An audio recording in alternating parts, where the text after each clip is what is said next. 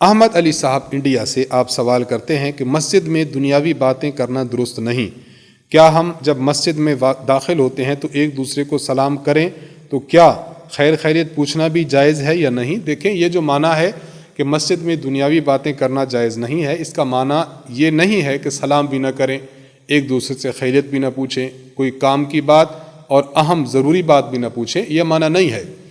آپ مسجد میں گئے ہیں، اگر کوئی شخص فارغ بیٹھا ہے، نماز میں مشغول نہیں ہے، ذکر میں مشغول نہیں ہے، تلاوت میں مشغول نہیں ہے، آپ سلام کریں تو ٹھیک ہے، کر سکتے ہیں۔ اسی طرح اگر کسی سے کوئی بات پوچھنی ہے تو پوچھ سکتے ہیں۔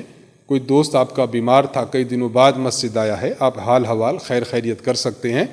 یہ جو منع ہے کہ مسجد میں دنیاوی باتیں نہ کی جائیں، اس کا معنی یہ ہے کہ قصے کہانیاں لے کر نہ بیٹھ جائیں، فلاں کی بات اور دنیا جہان کے قصے یہ مساجد میں زیر بحث نہ لائے جائیں۔